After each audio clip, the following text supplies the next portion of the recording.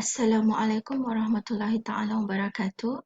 Welcome back to MCTE 2311 Signals and Systems Analysis. In this video, I will talk about properties of systems. Okay, so these are the properties of systems that we will look into in our course.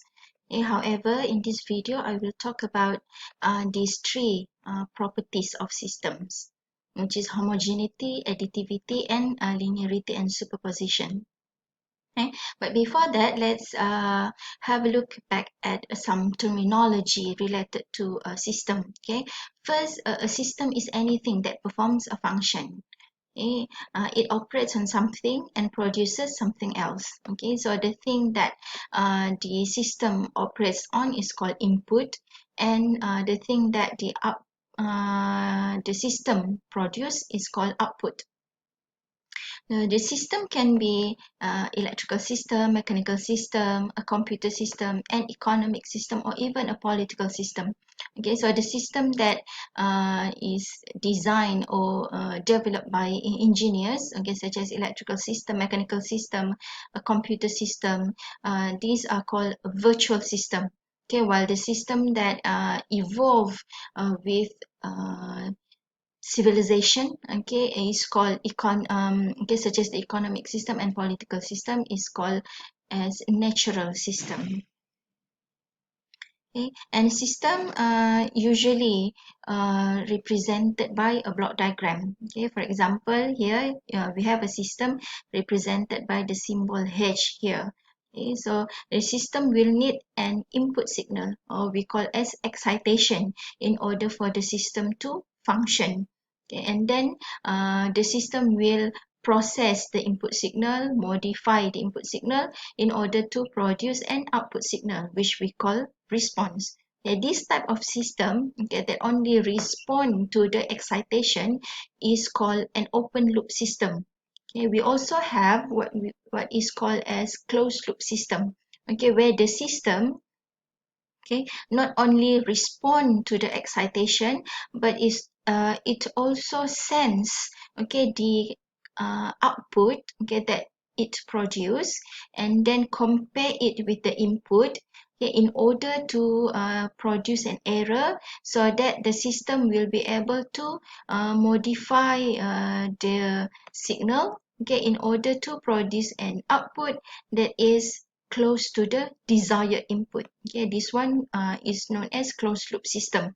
Okay, so you will study more about closed loop system when you take the control system design courses. Okay, so let's have a look at the first properties of system, which is known as homogeneity. Okay, so in definition, a homogeneous system, okay, if the system is homogeneous, multiplying the excitation by any constant, okay, will eventually multiplies the response by the same constant. Okay, if you represent it in mathematical equation, okay, it will be like this. Okay, so you have a system H, okay, that take an input of x of t, and it produce output y of t. Okay, so if the input, okay, is multiplied by a constant k, that system, it will produce an output that is also multiplied by the constant k. It can be represented by a block diagram as well, like this, okay, where this k is the multiplier to your input, so that your system will take or will process this new input to produce an output that is multiplied by the same constant. The second properties of system that we will look into in this video is known as additivity, okay, represented by this mathematical function. So which basically means you have a system, okay, the same system that takes an input x1 of t and x2 of t in order to produce an output y1 of t with respect to x1 and y2 with respect to x2.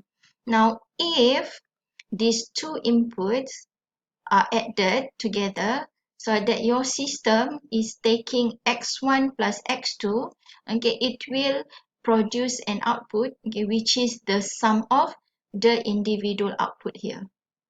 Okay. So linearity and superposition means you will have a linear system, okay, if it satisfies the homogeneous and additive properties. Okay. This characteristic is called superposition, which basically means you have your system, okay, that takes output x1 to produce that takes input x1 to produce output y1, and takes input x2 to produce output y2.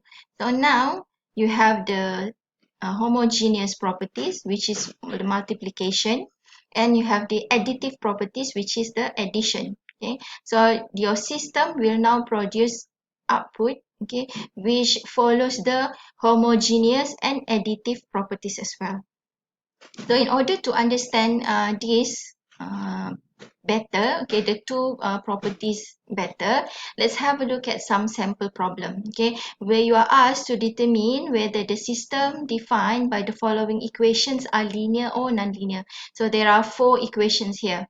Okay, so you are to determine whether this given system, okay, are linear or nonlinear. So I will see you in the next video where I give you the solution to this sample problem. Thank you.